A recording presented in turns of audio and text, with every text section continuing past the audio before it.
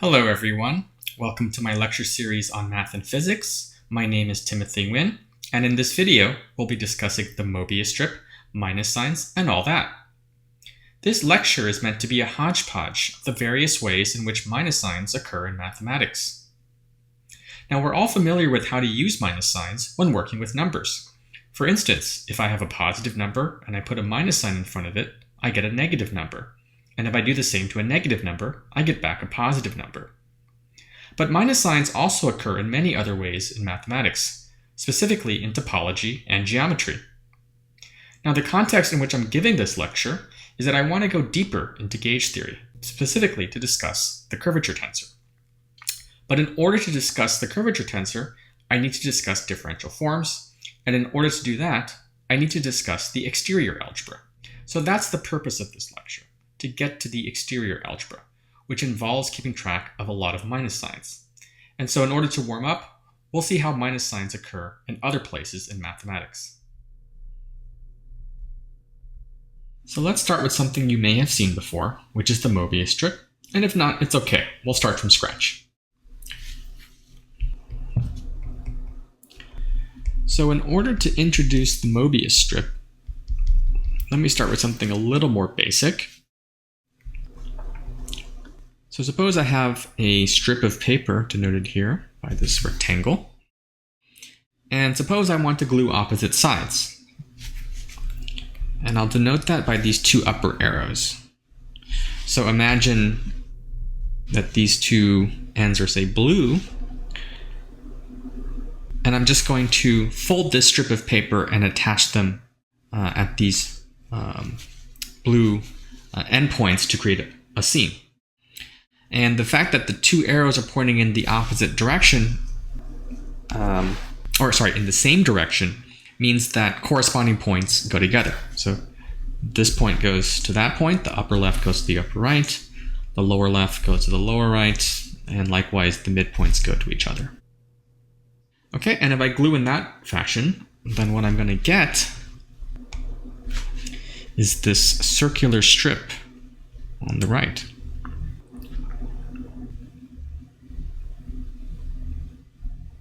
Okay. And just to illustrate, that blue seam is going to, say, be right here.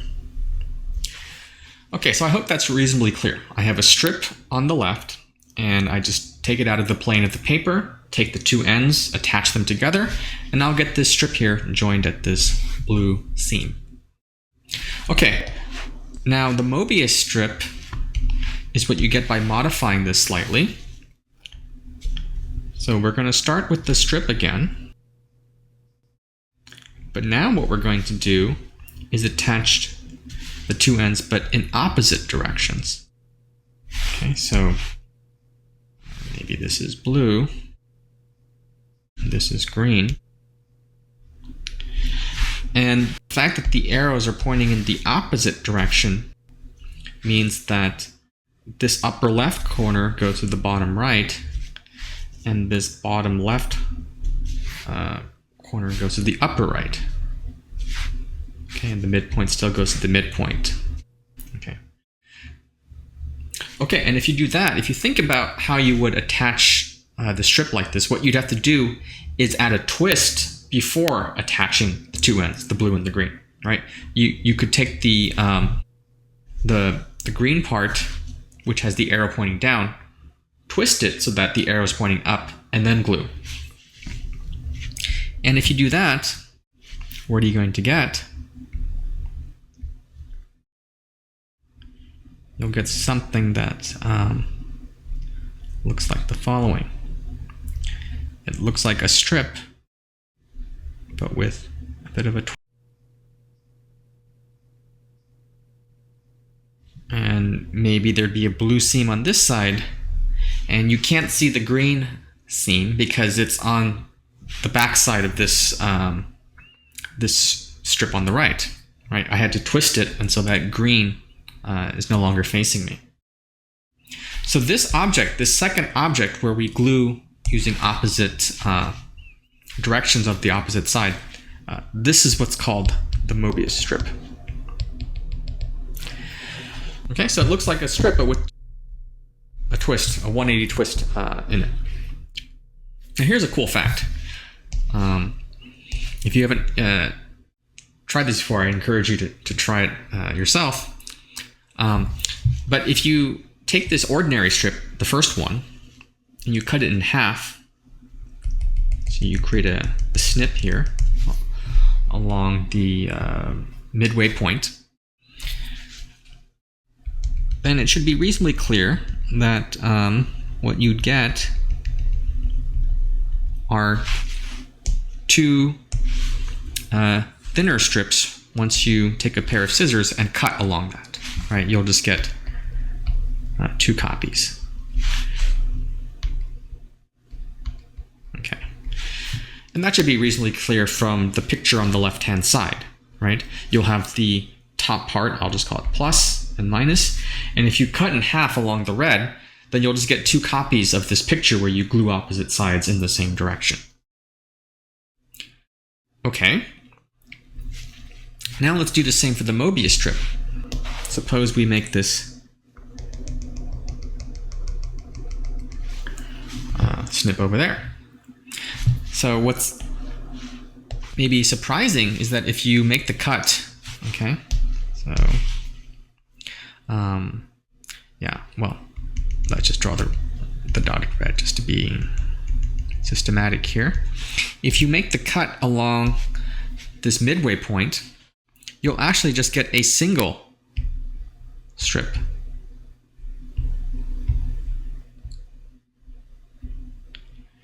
Okay. So I encourage you to try this at home, but it actually is somewhat straightforward to see using this picture that we drew on the left-hand side, this gluing diagram. Why is that? Well, think about it. If you start in this positive region here, right? So this positive region, then if you move from left to right, okay, so we're starting from the blue on the left-hand side, and we fall off the, say, green end, what's going to happen is that because we glue using opposite directions, when we end up on the left-hand side again, from the right-hand side, from this green area, it actually gets glued to this end, right? So we follow along from blue to green, and in the previous case, right, so it's sort of the ordinary strip, right, we stay in the positive, the region, the top region. But in the Mobius strip case, we end up in the lower strip, the negative strip. And we can cycle through again, right, from left to right to this right green, and then we'll end up back up here because we're gluing in opposite directions. And so you can see from this diagram, from tracing out the path that you get if you walk around the Mobius strip, cutting it along this red midline doesn't separate it. You can get from top to bottom no problem because of this opposite gluing mechanism. And so that's how you can see, without actually doing the experiment, that if you cut the Mobius strip in half, you will get back a single circular strip rather than two separate pieces. Okay, so notice how we can think of the Mobius strip as arising from a choice of sign, right? So in the first case, when we had an ordinary strip, we glued, so to speak, using a plus sign, namely the two opposite ends were glued in the same direction. The Mobius strip we can think of as arising from a minus sign because we glue the opposite ends, well, oppositely, sort of with a minus sign, so to speak. So this is a sense in which a minus sign has topological significance, namely the choice of a sign distinguishes the two kinds of spaces we have. A plus sign gives you an ordinary strip, a minus sign gives you a Mobius strip. So this is plus, this is minus. So to make this more precise, we're now going to discuss what's known as orientation. We can also think of orientation as a minus sign, because things can be either positively or negatively oriented. There's always two choices of orientation, just like there's always two choices of sign. So to state what we just observed a little bit more in mathematical language, what a topologist would say, okay, a topologist is a kind of mathematician that studies the kinds of objects we just drew here above, the strip and the Mobius strip. We can glue in an orientation preserving way. Right, that gives us the ordinary strip. Or we can glue an orientation reversing way. And then we get the Mobius strip. Okay,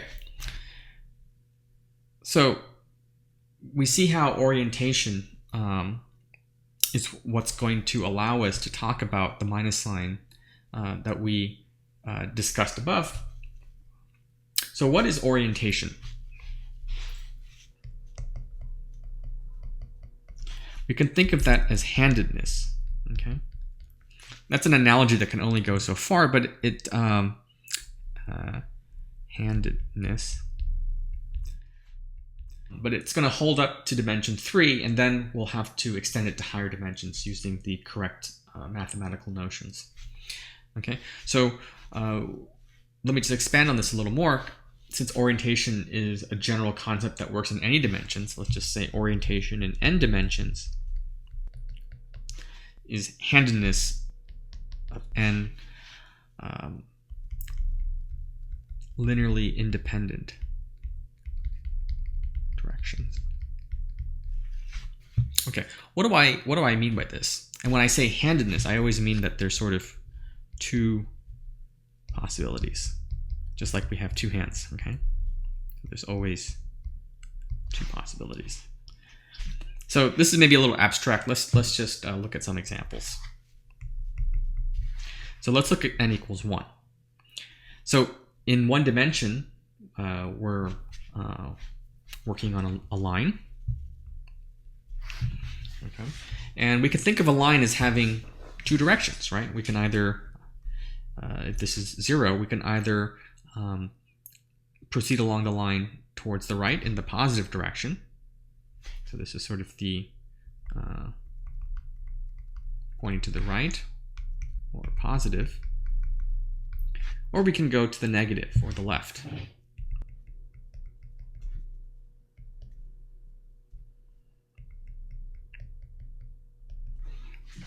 Okay, so that's the sense in which a line could be sort of right-handed or left-handed. Are you pointing to the right or the left?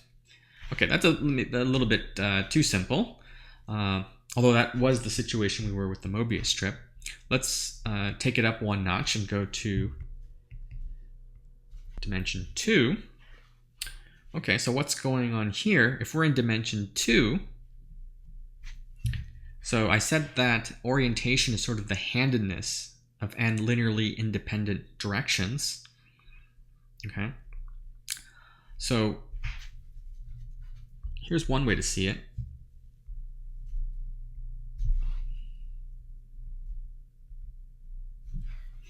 So suppose I have two linearly independent directions, the x and y direction. In the way that I chose these two directions, y was obtained from x by going counterclockwise. But I could have also chosen an independent direction by going clockwise. So here's the x direction. Here's another sort of y direction. That's obtained by going clockwise instead. Now we intuitively know the difference between counterclockwise and clockwise. How can we think of this in terms of handedness? Well, so if you took your right hand and put your thumb in this first direction, which I've denoted by X, and used your index finger for the second direction, then notice that your palm points upwards out of this surface, this plane that we're drawing our picture in. Okay, that's with your right hand. If you instead had chosen the option on the over here, where we went clockwise from X to Y, you'd have to use your left hand to also have your palm facing upwards. Right? So now it's your left hand. This is your thumb for the first direction, your index finger for the second direction. Right? So now your left hand has the other fingers looking like so. So it's only with your left hand that you will get the palm facing up. If you had your right hand with the thumb in the X direction and the index finger in the second direction, your palm would be facing downwards, right? So that's the sense in which counterclockwise and clockwise can be related to handedness. Okay, and now let's go to dimension 3. And it's essentially an extension of what I just drew here. So as I said, orientation we can think of as the handedness of n linearly independent directions. So now if I have, say, 3 independent directions from a coordinate system, so let me now start using indices, because that will generalize to higher directions, higher dimensions. So if I have E1, E2, and E3, we can think of this as a right-hand coordinate system for this for the same reason as before, right? So if let me just make a copy of this.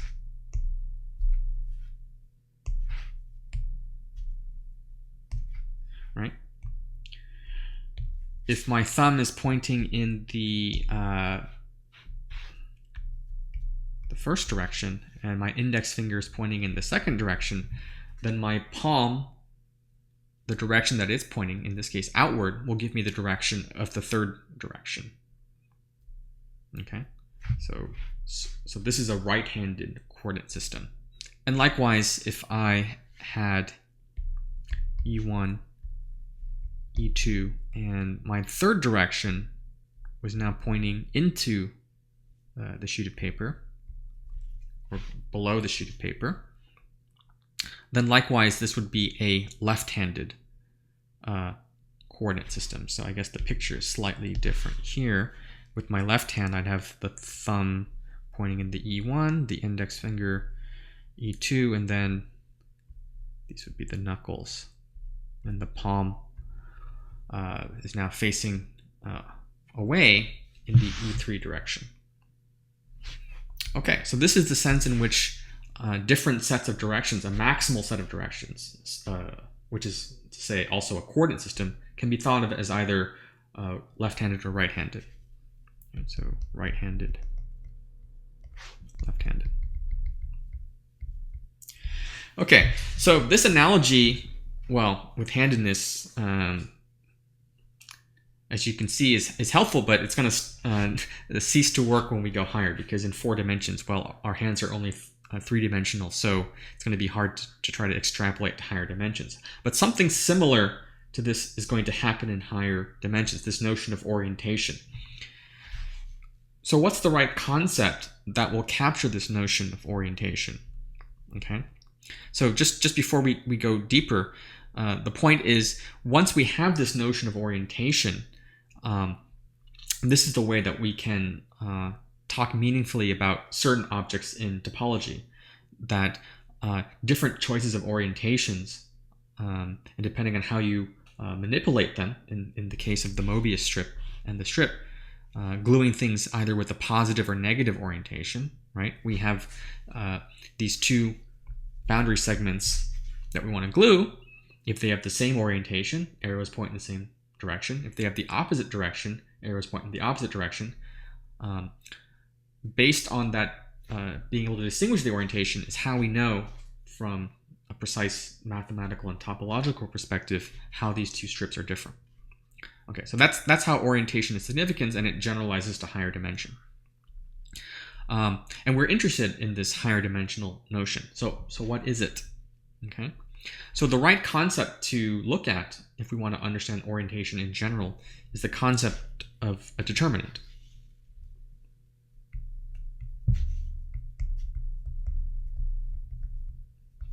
Okay, so the determinant is what we get when we put all these different directions into a matrix, and the determinant is a function of the matrix whose sign is going to give us the notion of either positive or negative orientation. Now, the determinant is a rather complicated formula, so let me just compute it for the cases that we just looked at, just so that we don't go into things too quickly. Let's start with n equals 2 and n equals 3, just because n equals 1 is a little bit too simple. We'll get back to that shortly. But okay, so in this case, how does the determinant for n equals 2 tell us about the orientation? So let's just bullet these. So in dimension 2, right, we can denote these two directions using vectors, right? So x will be the 1, 0 direction, and then the y direction here will be the 0, 1 direction. So we form a matrix where we create column vectors out of these independent directions. And what's the determinant of this matrix? Well, it's 1. In particular, it's positive, so it has a positive orientation. I'll get to the formula of the determinant in a second, but I just wanted to just throw the value out there before getting into the formula. Likewise, for this coordinate system on the right over here,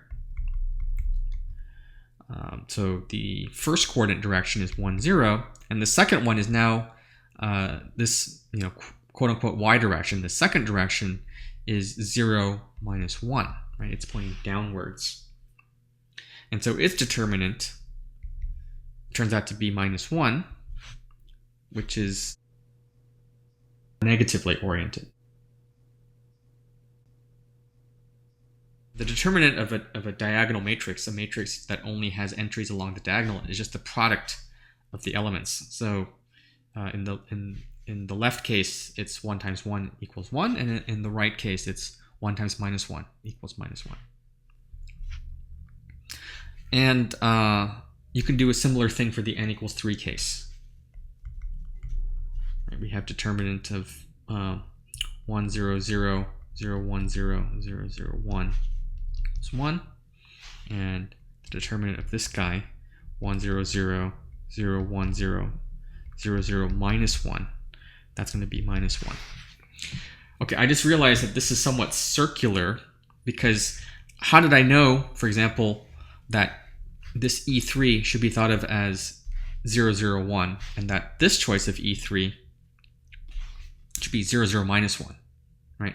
I think we can somewhat reasonably agree that it's been by convention that this should be 1, 0, 0, and this should be 0, 1, 0. That's sort of our usual XY convention. But what gives us the right to say that E3 is the positive one on this left hand over here, and E3, this E3 is the minus direction? In some sense, it's an arbitrary choice. Just like over here, why do we call positive numbers things that are greater than 0 and negative numbers things that are less than 0? We could have just wished what we called positive or negative in this one-dimensional case as well. So in some sense, whether the determinant is positive or negative depending on whether you're right-handed or left-handed. That's also a convention. Okay, so let's just accept that this choice of E3 is the 0, 0, 1 and gives you a positive determinant, and this choice of E3 over here on the right gives you a negative determinant. What really matters is that there's two choices, just like there's two signs, positive or negative, and you could switch which one's positive or negative, but there's two distinct choices, and likewise, that's what's happening here.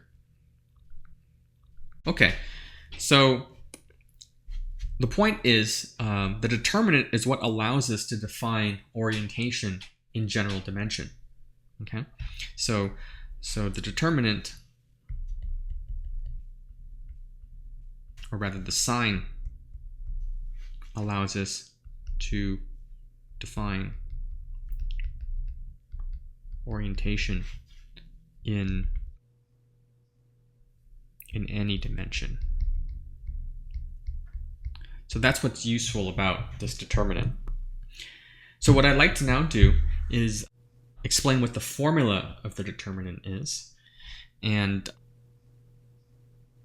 that way we'll understand what this determinant is doing, and we'll see that there's actually a lot of minus signs going on. And the formula is actually quite, in many ways, ugly and overly complicated. What we'll end up doing after we define the formula for the determinant is to think about it at a higher level using the exterior algebra, and we'll see the determinant is actually a much simpler thing when understood that way. Okay, so let's try to understand what this determinant is, right? So, well, what is it anyways, right? So the determinant is something that maps, or let's maybe not use such a technical term, takes an n by n matrix and returns a number. Okay, so let's look at some examples. So for n equals 1, well, a 1 by 1 matrix is just a number, and the determinant is just that number. So determinant of A equals A. Okay, so that's also partly why I just ignored this n equals 1 case, because, well, the determinant of plus 1 is plus 1, and determinant of minus 1 is minus 1. So the determinant of the positive orientation just gives you back a positive result, and likewise for negative. So that's why I sort of just skipped it, because it was a little bit too trivial. It only gets interesting in higher dimensions. Okay, so for n equals 1, that's what the determinant is. For n equals 2, we can take the determinant of a 2 by 2 matrix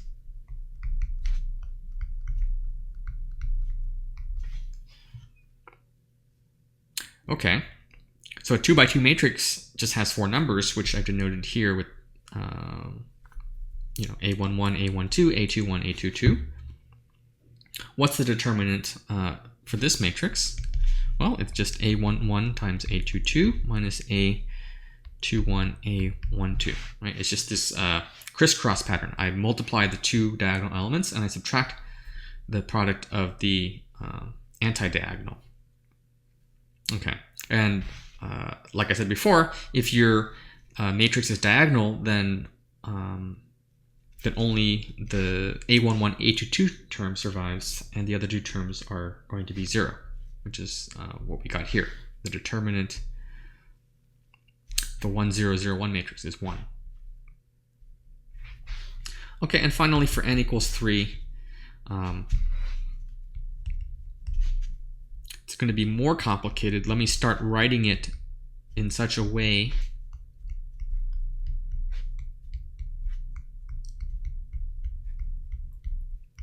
that will generalize later. So we already have the notion of a determinant of a 2 by 2 matrix. Let me write it write the formula for the determinant of a 3 by 3 matrix in terms of 2 by 2 matrices. So it turns out that it's going to be A11 times the determinant of what's called a minor matrix, determinant of, well, let me just write it out.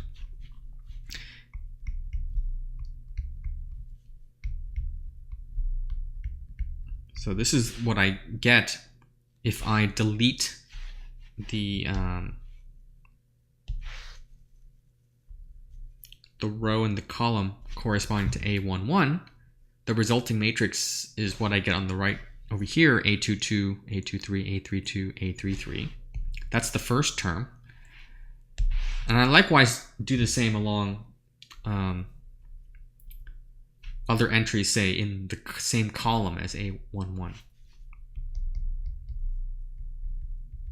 So now if I remove the column and row corresponding to A21, I'll get this matrix. And actually there should be a minus sign. Okay. And then finally, I look at the last element of the same column as A11. It's an A31.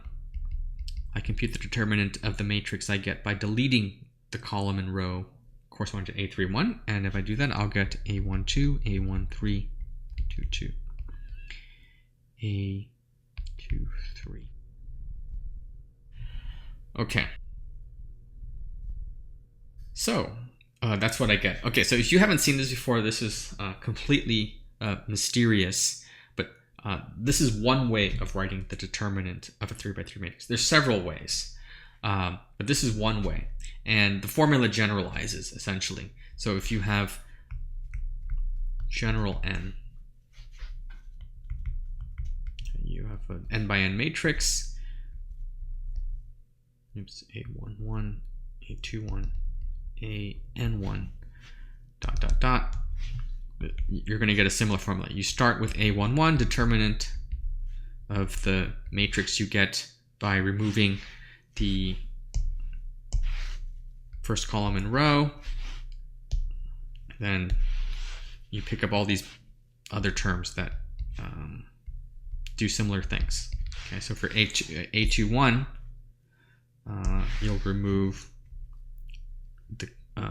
this row and that column, and that's the resulting matrix you put here, which you know how to compute because you've computed the determinant of an n by n minus 1 by n minus 1 matrix, and you just keep on going and you repeat.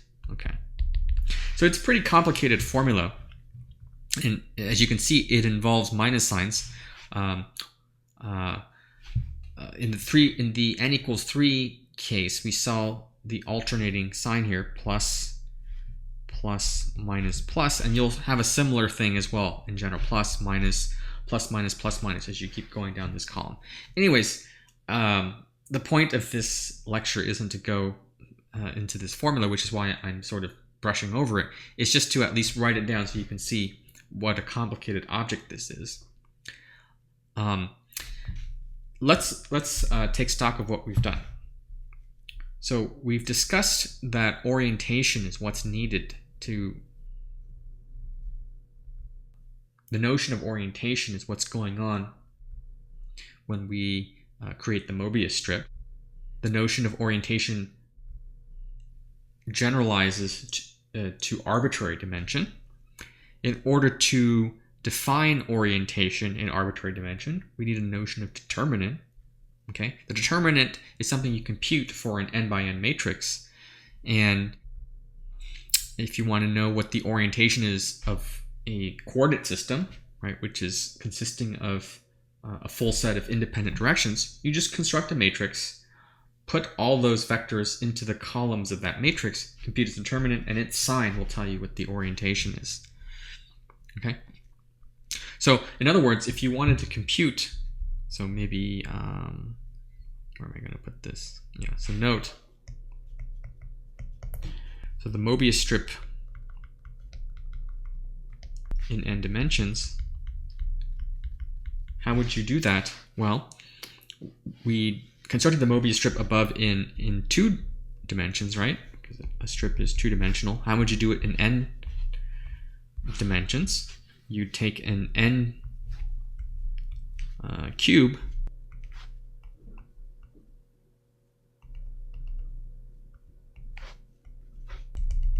this is an n cube, right? If you have an n-dimensional cube, then its faces are n minus 1 dimensional. And what you should do is you should glue them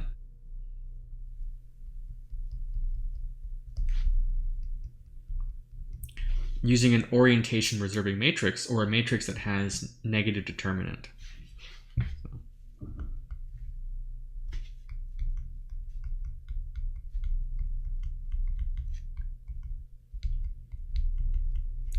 So that's how you would create a Mobius strip in n dimensions.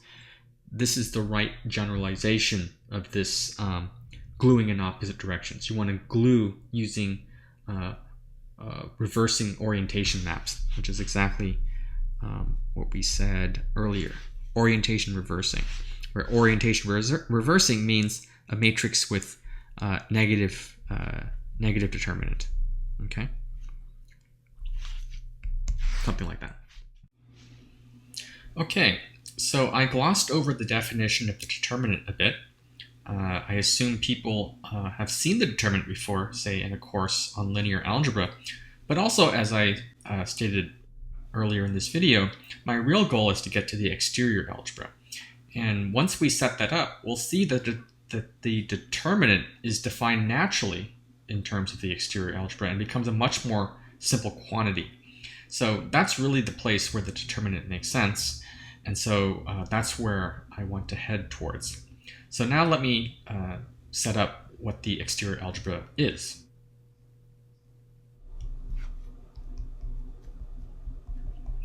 So the exterior algebra is something you assign or can assign to a vector space. Okay, and we're going to denote it by this lambda symbol. And if our vector space is Rn, then lambda of Rn is the exterior algebra of Rn. Okay, so what is this object? Now this is definitely something that isn't covered in a typical course on linear algebra. So here I'll try to be more thorough in my explanation. So the main operation we need to introduce to discuss what the exterior algebra is the wedge product. So I should say that the exterior algebra, well, it's an algebra, meaning that it has an operation, right? In an algebra, you can add and multiply things, and the wedge product is how we're going to multiply. So the exterior algebra will be an algebra we get from a vector space. It's a new vector space, and it's also an algebra. Okay, so what's the wedge product? Well, the wedge product of two vectors, which will denote U wedge V. Okay, if U and V, two vectors. Okay, so well, the wedge product of two vectors is going to be another vector. It's another element of our algebra. Okay, what are the two salient features of this wedge product? Well, it's going to be skew symmetric.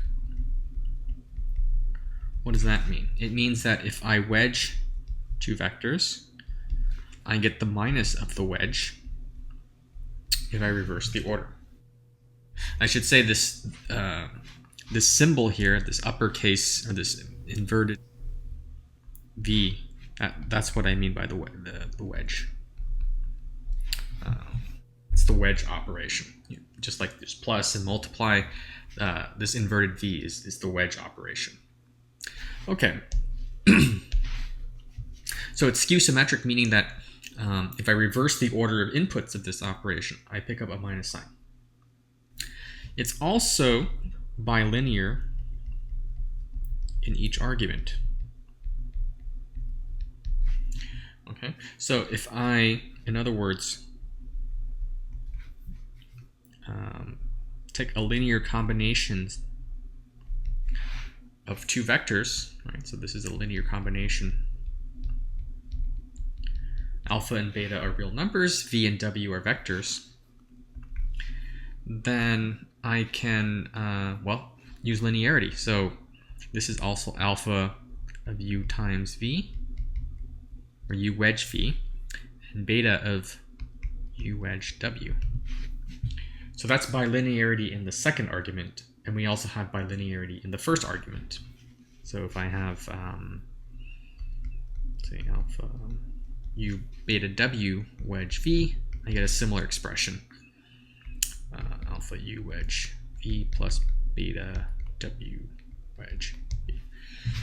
Okay, so those are the basic mathematical properties of the wedge operation. What's a quick corollary of this operation? It's that if I wedge a vector with itself, I'm going to get the zero vector. Okay, so what's it's a very simple proof, right? U wedge u is minus u wedge u if u is a vector, because if I switch the order, I pick up a minus sign by the first property here, the skew symmetric property. And so if I bring the vector to the other side, I get twice u wedge u equals 0, and then I divide by 2, and I get 0. Okay, so that's what the wedge operation is. Okay, so this is pretty abstract. I've just introduced a bunch of symbols and properties. Let's be more concrete. So let's look at an example. So in dimension 3, well, R3,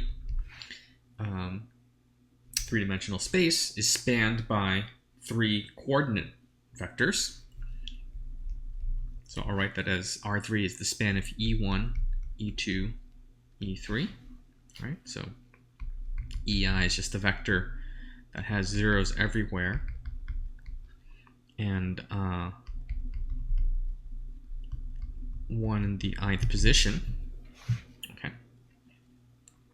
So what do these wedge products look like? So if I take 2 arbitrary vectors u and v, this has to be an element in the span of E1 wedge E2, E1 wedge E3, and E2 wedge E3. So E1 wedge E2, E1 wedge E3, and E2 wedge E3. Okay, it's a bit of a mouthful there. How do I see that? Okay, so I know that, so here's, whatever, let's say proof. So U is some combination,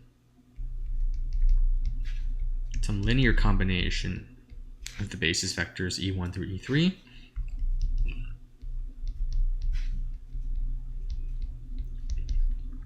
Likewise with V.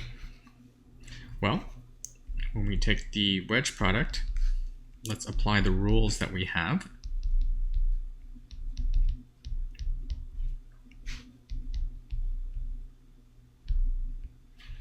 So we're just going to substitute in our expressions. Okay, then now let's just use bilinearity to expand this out. So we're going to have all these pairings. So the first term goes with the first term, second term, and the third term, and likewise with all other pairings. Notice, however, that because a vector wedge itself is 0, right? Then, well, actually, let's maybe first expand this out. So we have an alpha 1. Oops.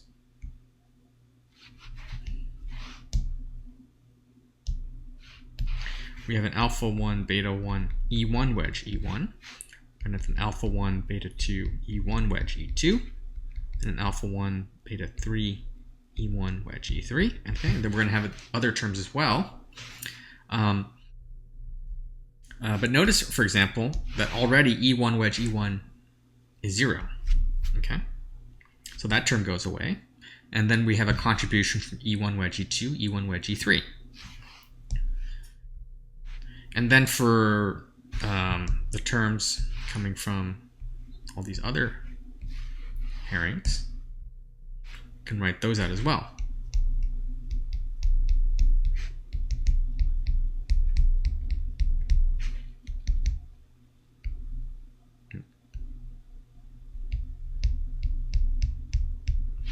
Okay, and likewise, this term involving like terms goes to 0.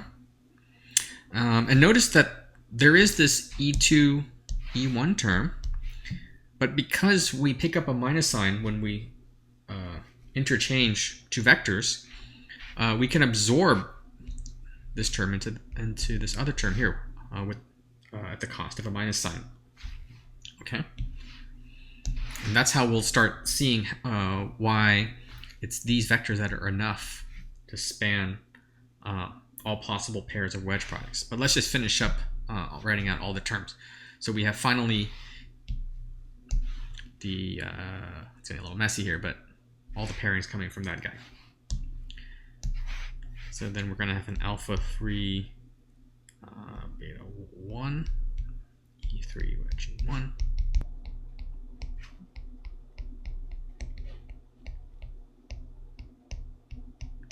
Okay, so let's just finish up this computation. This term vanishes, and let's just group all the terms that we get, putting minus signs where we need to. So we said that this orange term can be absorbed with its corresponding E1 wedge E2 up here, but at the cost of a minus sign.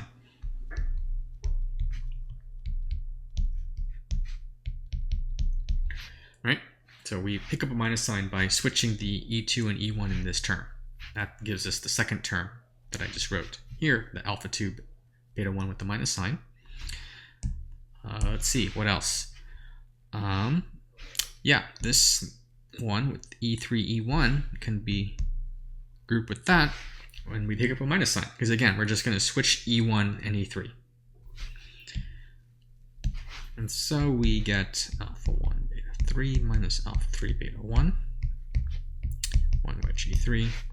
And then finally, the last pairing, we're going to switch E3 and E2 and get a minus sign. And then, yeah.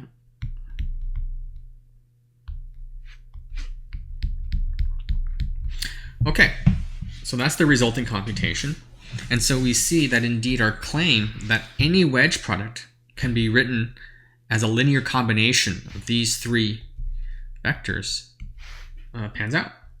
We can do a similar computation to see what happens when we take any possible wedge product of three vectors. And what we'll see is that they have to be in the span of E1 wedge, E2 wedge, E3, namely the wedge of the distinct basis vectors. And the argument's very similar as in the case of two wedge vectors, right?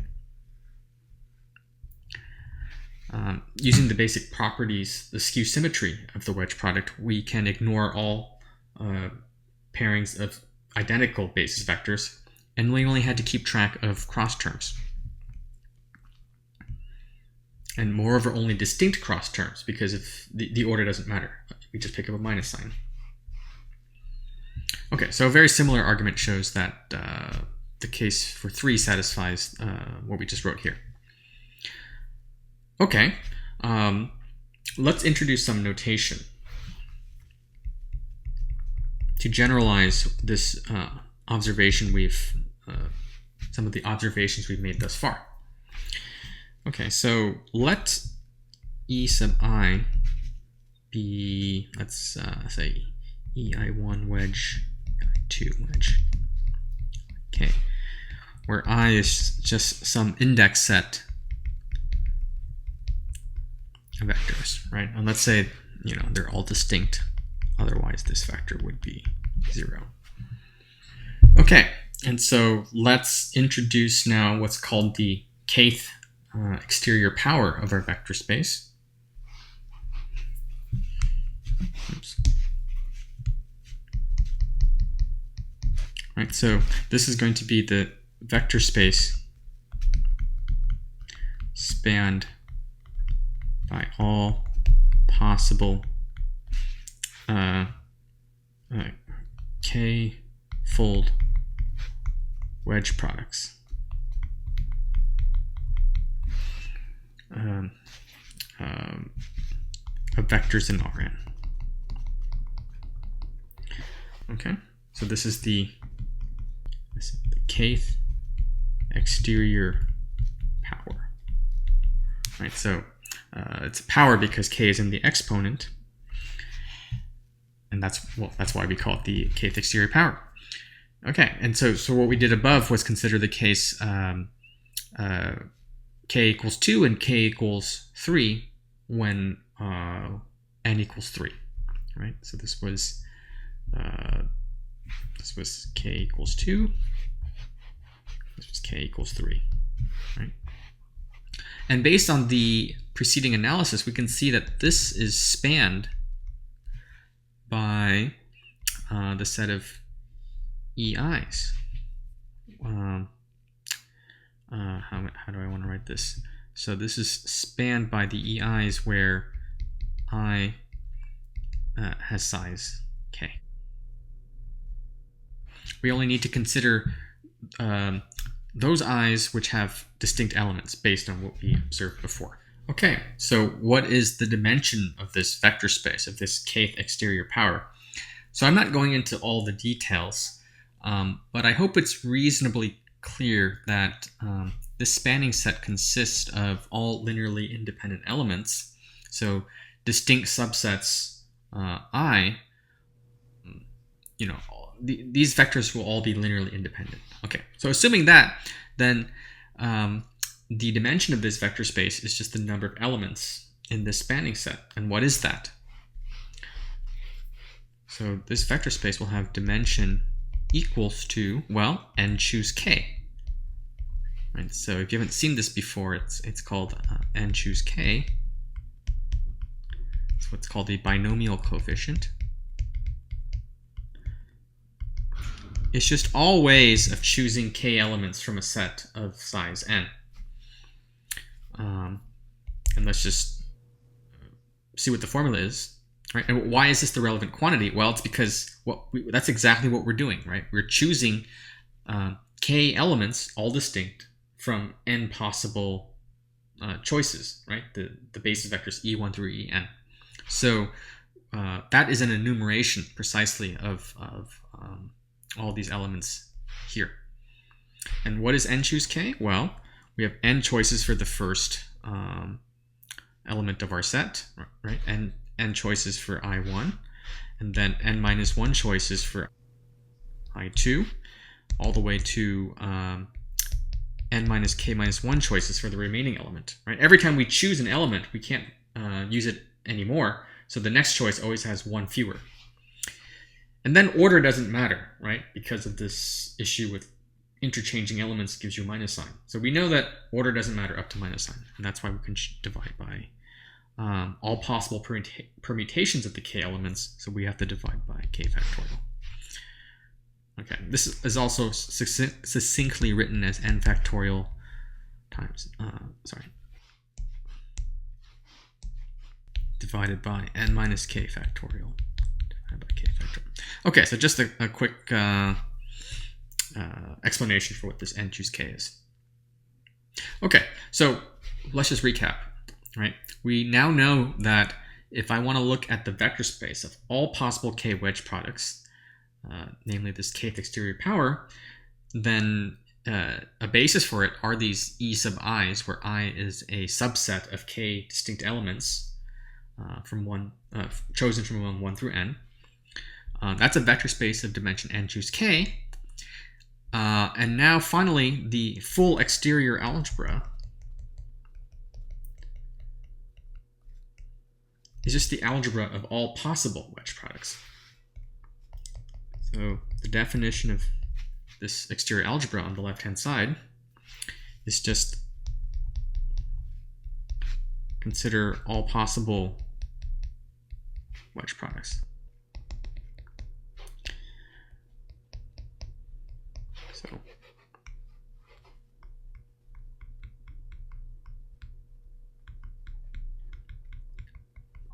Okay, so this is the 0th power,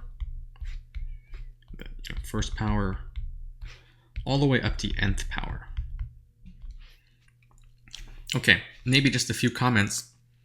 You could try to take higher powers, but then you won't get anything new, because if you take a wedge product of more than n vectors, you must get 0, because there's only n directions. So if you take a wedge product of n plus 1 vectors, you are forced to have a wedge product of 2 coinciding basis vectors, and you'll get 0. So there's nothing more beyond the top power, the nth power in this case. Okay, so you can't get past lambdas at the end. The 0th power, that's by definition just equal to r. Okay, so this is, if you have no wedge products, okay, we consider that the empty set, right? How I say, E sub empty set is a vector, let's say, right? Where this denotes empty set. So if you choose no wedge products, that's a vector, and that's a single vector, and so the span of that is also a one-dimensional vector space. And so that's you can still make sense of that as R. And lambda 1 is Rn, because the wedge, if you just have one vector, there is no wedge, and you just get back the space of all possible vectors. So you get your original vector space. Okay, so these are just some special examples of some special cases of k. K equals 0 gives you back just your scalars, R. K equals 1 gives you back your original vector space. Okay, so this is the exterior algebra.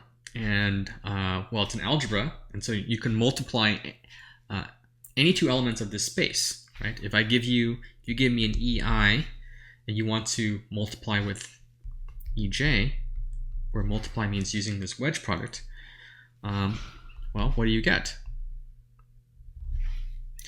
You get, well, if I and j have overlapping elements, then you're going to get 0.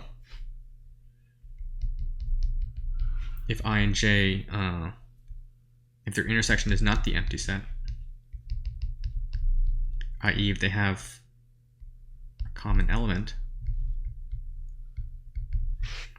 and well, you'll just get EI, let's say, I'll call it comma j, if I and j are disjoint.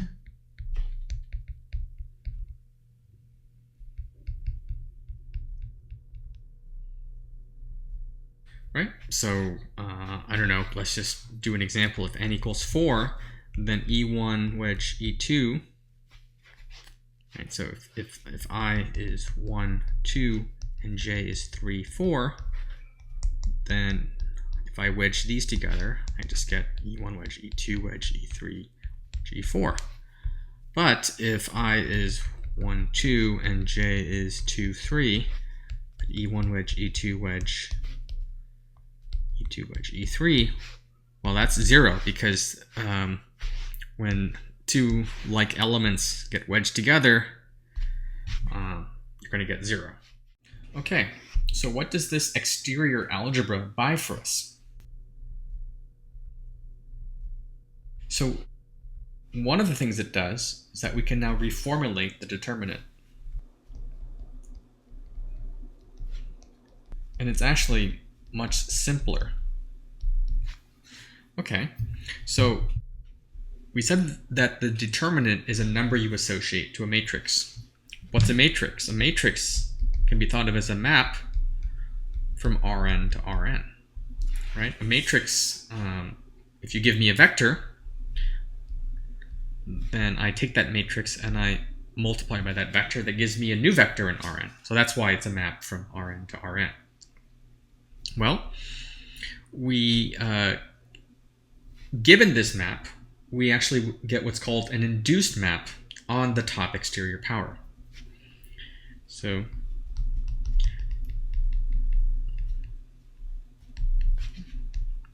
by top, I mean we take the exterior power that's the largest possible without being trivial, without being the zero vector space. So that's lambda n. I can also just call it top for emphasis. It happens to be lambda n. So we get an induced map on lambda top. Okay, so what is that map? So let's just write it out explicitly. So the top exterior power, it's spanned by a single element, right? It's the one where I choose all basis elements, right? We said before that, where did we write this, right? So when k is equal to n, then this is spanned by ei, where I has size n. Well, if I only have n elements, then there's only one set that has n elements. It's the one that chooses all of them. So we just have to keep track of this single basis vector. And what do I mean by induced map? Well, it's sort of the most natural thing that you can write if you were to make A act on these wedge products. What do? You just make A act on each element. So this goes to A applied to E1, wedge dot dot dot A applied to En. Just apply A to every one of these vectors that appear in the wedge product. Okay. This becomes a new wedge product of n vectors, but we know that it also has to lie in the span of E1 wedge dot dot dot En. So it's just some number. Okay. This has to be some number times E1 wedge all the way through En. What is that number? That number is the determinant. So that is the definition of the determinant. Okay, you have a matrix, it acts on Rn. Now you look at the top exterior power. That matrix allows you to act element-wise on each element of this wedge product. The result has to be a constant times the original basis vector, and that constant is the determinant. Let's just do a quick check of this. Okay, so let's look at n equals 2. So here we have A equals A11, A12, A21, A22. What happens if we have AE1 wedge AE2? Okay, so AE1 means that we look at the first column vector of A, right? Because AE1, that's A times the 1, 0 vector. And the 1, 0 vector picks out the first column. So we get A11 E1 plus A21 E2. Wedge A times the 0, 1 vector. That's the second column.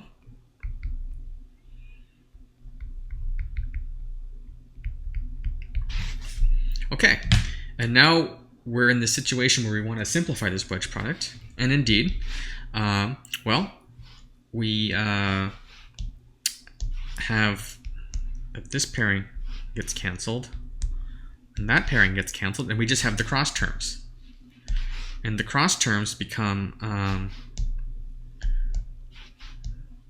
right, from the A1 E2 term and the E2 E1 term. So we get A11, A12.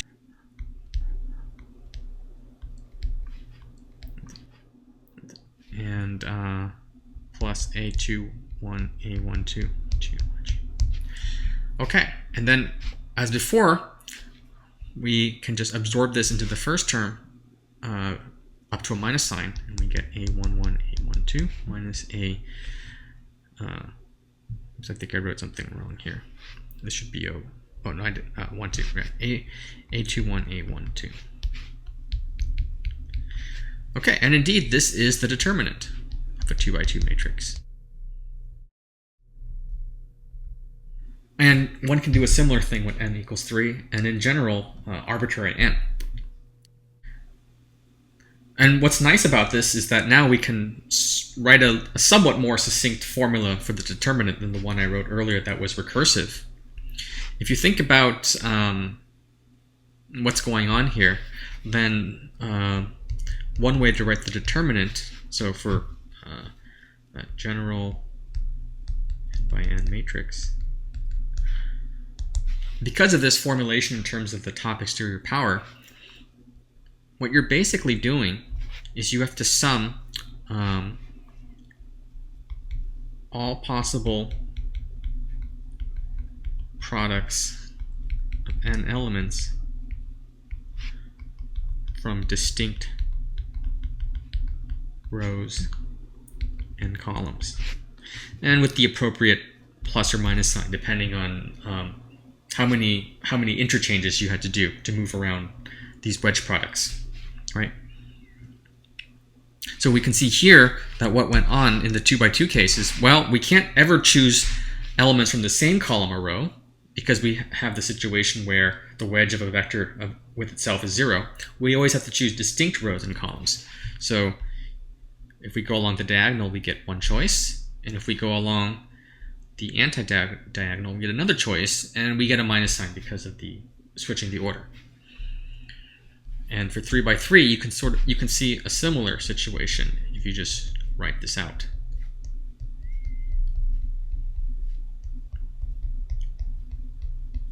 Right, so we're going to have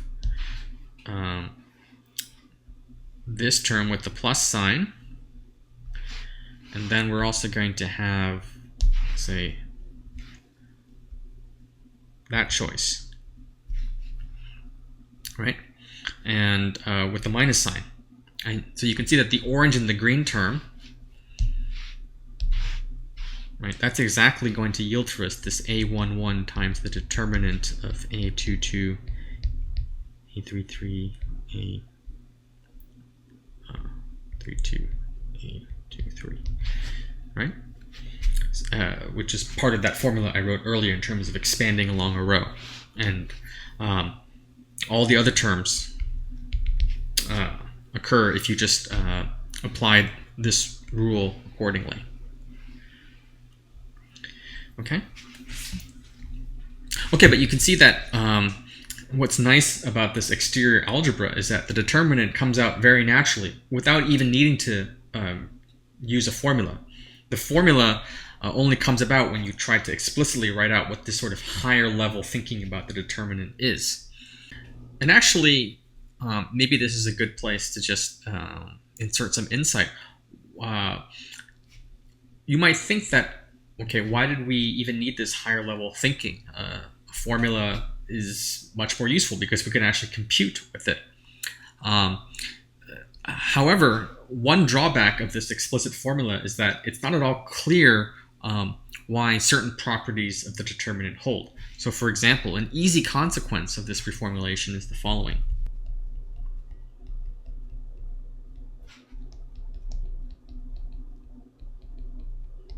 Namely, that the determinant of a product of matrices is the product of the determinant. Okay, so this is a pretty remarkable formula.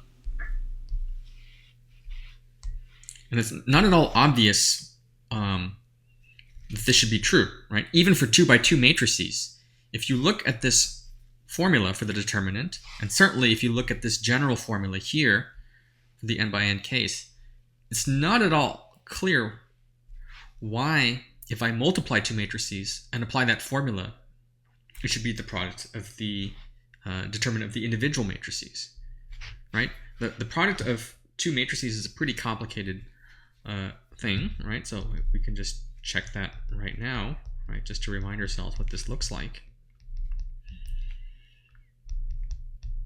Right, the resulting matrix, so this is A and this is B, then AB is the following matrix.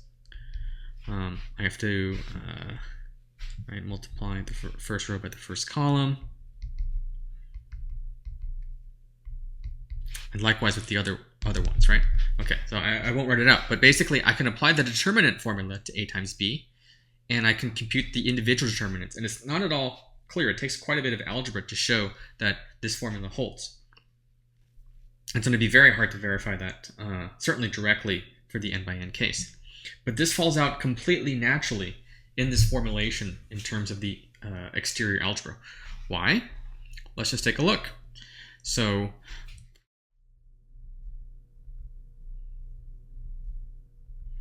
if I have two matrices, right? I can compose them.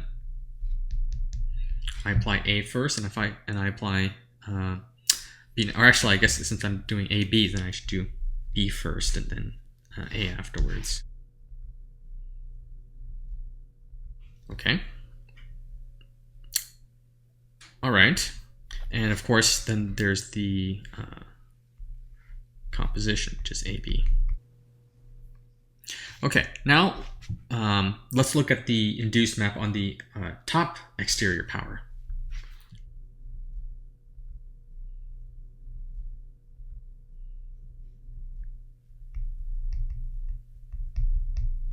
So I'm going to get B and also A again. By abusive notation, we'll just use the same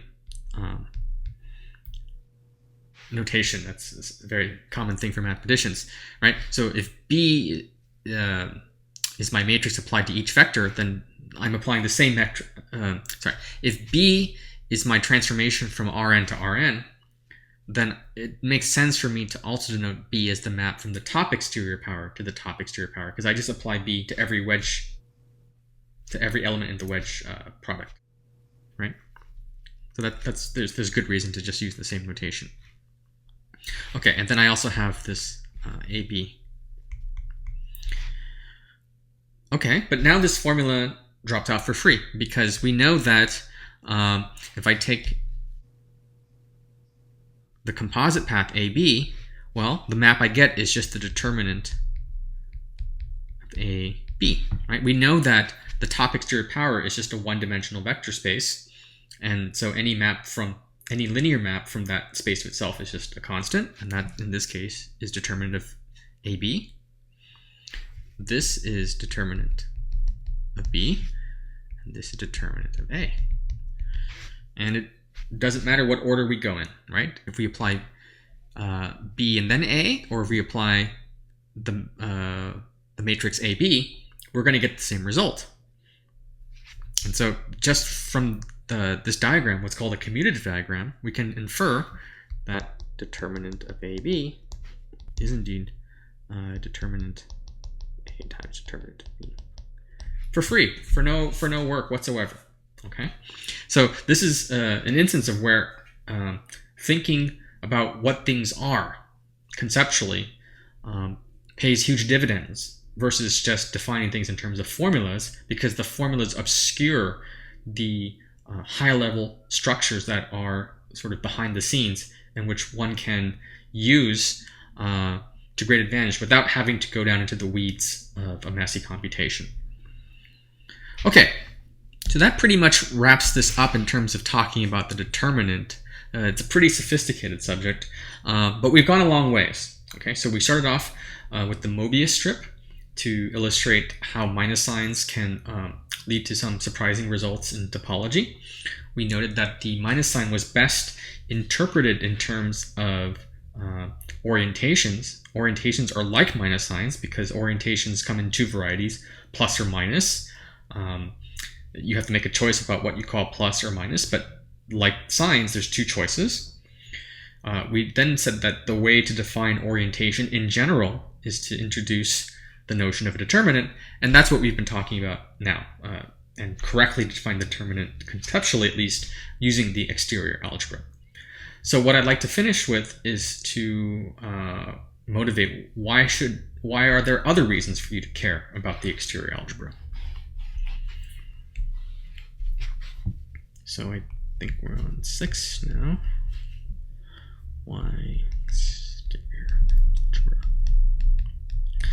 Okay, so just a few more examples, but very important examples. So as I mentioned at the beginning of this video, you need the exterior algebra to talk about differential forms. And why do you care about differential forms? Well, they are very, very important. They have to do with integration, specifically integration on manifolds. And we'll discuss that probably in the next lecture. But they are also needed to talk about gauge theoretic equations.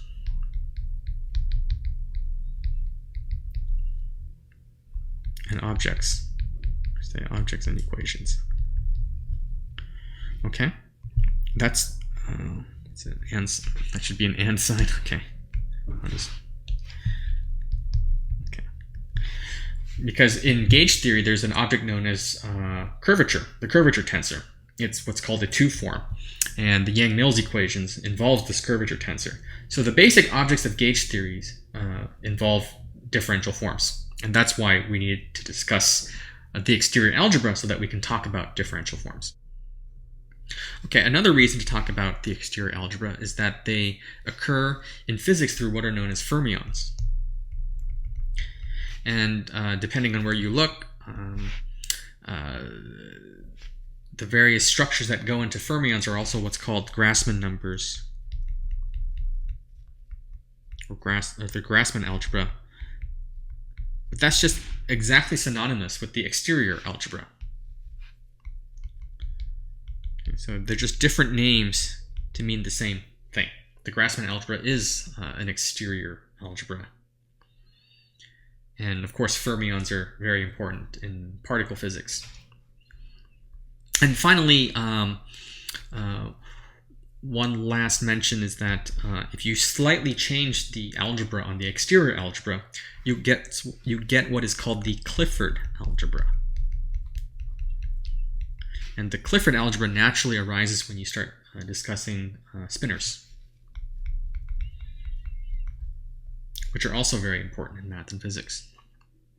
Okay, so here's just a short list, but no less impressive, of why the exterior algebra is such an important mathematical concept in math and in physics. Okay, so that wraps it up for today, and I'll see you in the next lecture.